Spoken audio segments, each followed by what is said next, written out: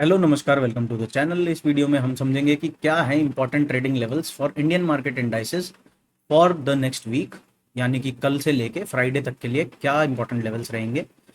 This is the disclaimer for you guys, let's get started. तो बात कर लेते हैं सबसे पहले इंडिया विक्स की अगर हम बात करें तो फ्राइडे के सेशन में 3.75% से अप मूव देके गया है। यहाँ पर आपको एक चीज़ नज़र आएगी, एक अप मूव मिला, 2 दिन का पुल बैक मिला, फिर क्लोजिंग मिली अच्छी पॉजिटिव। तो यहाँ पर ब्रेकआउट ऑलमोस्ट कंफर्म हो चुका है। फुल ब्लोन ब्रेकआउट कब होगा?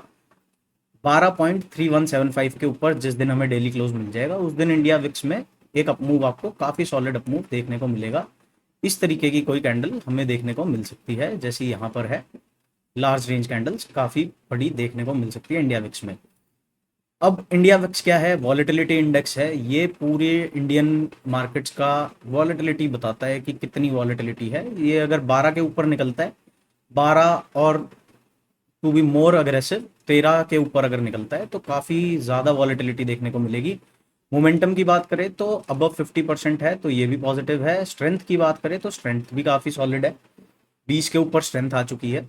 तो यहाँ पर हमें मंडे ऑनवर्ड्स काफ़ी बड़ा बड़ा मोमेंटम देखने को मिल सकता है इंडियन मार्केट्स में। डायरेक्शन की बात करेंगे चार्ट के हिसाब से। अब फर्स्ट चार्ट देखते हैं निफ्टी 50 का। तो निफ्टी 50 की अगर बात करें तो फ्राइडे के सेशन में डिस्कस करेंगे। सबसे पहले पिछले पूरे वीक को डिस्कस करेंगे और समझने की कोशिश करेंगे कि किस तरीके से चल रहा है काम।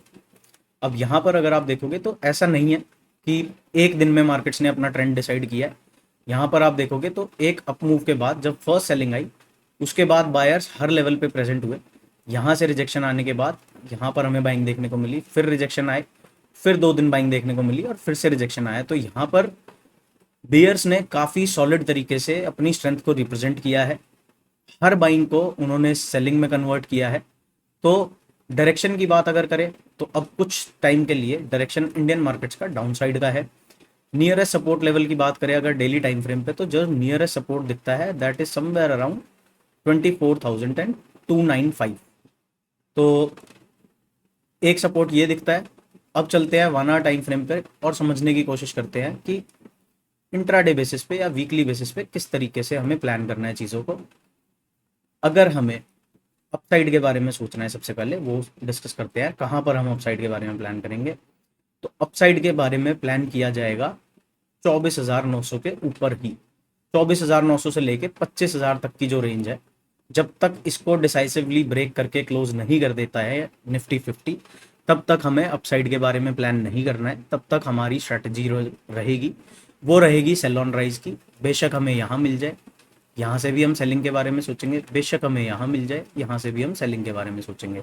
अगर कोई बहुत बड़ा गैप डाउन देखने को मिलता है, अगर इस एरिया के आसपास 24,200 250 के आसपास अगर देखने को मिलता है, तो एक बाइंग यहाँ से नजर आएगी और फिर इस लेवल के आसपास से 24,500 800 के आसपास से फिर से वीकनेस देखने को मिलेगी। तो निफ्टी 50 का हमने समझ लिया।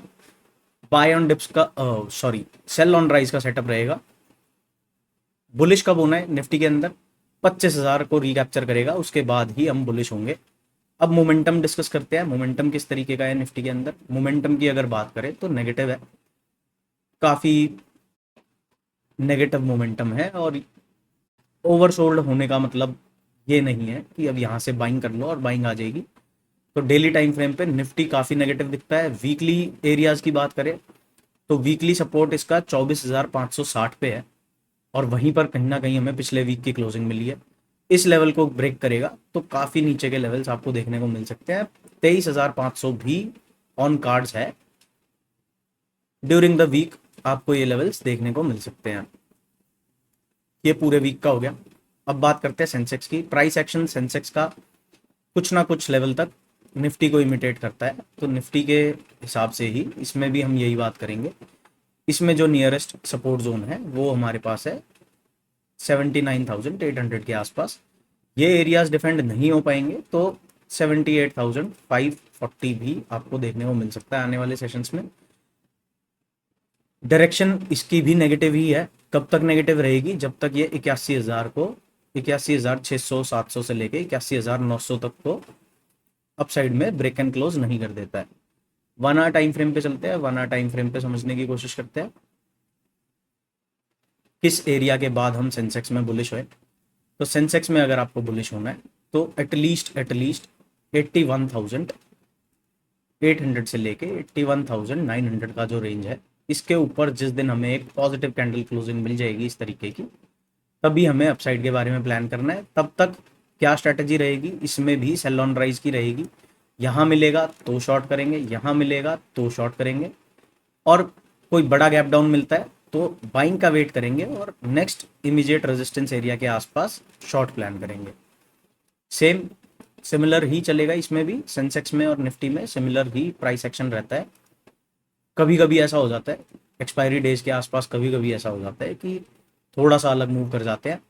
बात कर लेते हैं फिर निफ्टी इंडेक्स की। इसके अंदर काफ़ी स्ट्रेंथ हमें पिछले कुछ दिनों देखने मिली है, बट यहाँ पर एक चीज़ आपको काफ़ी एविडेंटली दिख रही होगी कि जो एक रेंज फॉर्मेशन अप साइड में हो रखी थी, उस रेंज का ब्रेकडाउन हमें डाउन साइड में मिल चुका है, और अब इसका जो ट्रेंड है वो नेगेटिव हो सकता है और काफ़ी नेगेटिव हो सकता है। यहाँ पे अच्छी सेलिंग आपको देखने को मिल सकती है। मोमेंटम की बात करेंगे तो काफ़ी नेगेटिव हो चुका है। स्ट्रेंथ की बात करेंगे तो कहीं ना कहीं अब 20 के लेवल के ऊपर आ चुकी है, तो यहाँ भी काफ़ी बड़े मोमेंटम आपको आने वाले वीक में दिख सकते हैं। इमीडिएट सपोर्ट की बात करें तो 26,300 के आसपास है। ये लेवल अगर नहीं सस्टेन हो पाता है तो next area of support is 26,100 के आसपास, और अल्टीमेट सपोर्ट जो इसके पास बचता है वो है 200 मूविंग एवरेज का 25,217 का। यहाँ तक कल के सेशन में नहीं आएगा, but during the week easily आ सकता है।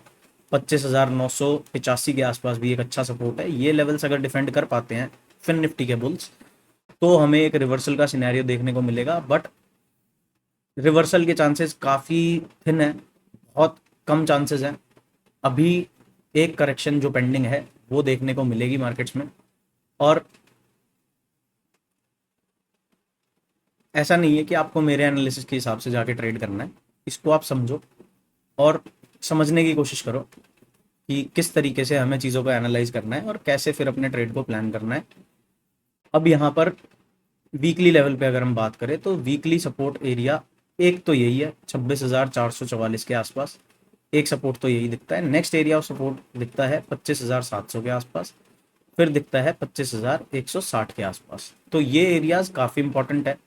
अगर इन एरियाज को अगस्त में फिन निफ्टी होल्ड कर पाता है तभी हमें कुछ रिवर्सल का सिनेरियो दिखेगा, वरना हमें अभी कुछ दिन के लिए यहाँ पर काफ़ी सेलिंग देखने को मिल सकती है फिन निफ्टी के अंदर भी।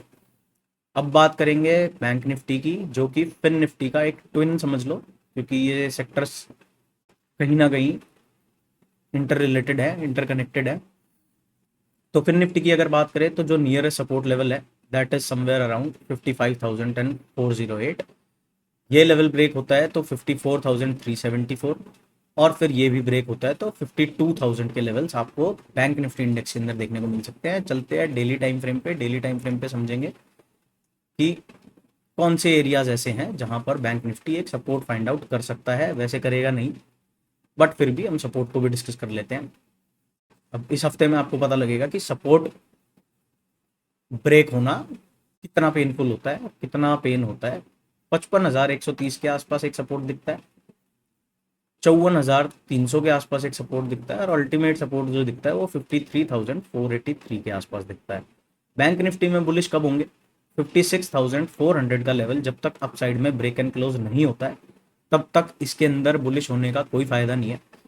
56,400 के ऊपर ही हमें इसके अंदर कोई बुलिश सेटअप सोचना है, वरना इसके अंदर भी वही स्ट्रैटेजी चलेगी सेम, सेल ऑन राइज। हर बाउंस को सेल करने के बारे में प्लान करना है, और अपनी जो पोजीशंस हैं उनको अग्रेसिवली ट्रेल करना है, क्योंकि वॉलेटिलिटी हाई रहेगी तो दोनों तरफ का मोमेंटम जो होगा वो काफ़ी लार्ज रेंज कैंडल से होगा। तो ऐसा नहीं करना है कि कोई पोजीशन ऐसी आप बना लो जहां पर आप अपने आप को ओवर एक्सपोज कर दो और अपनी कैपिटल को ख़त्म करके बैठ जाओ। तो वॉलेटिलिटी रहेगी, मोमेंटम भी अच्छा रहेगा, बट अग्रेसिवली ट्रेलिंग करनी पड़ेगी। नेक्स्ट बात कर लेते हैं निफ्टी मिड सेलेक्ट इंडेक्स की। अब मिड सेलेक्ट की बात करें तो मिड सेलेक्ट में हमने एक सिनेरियो देखा।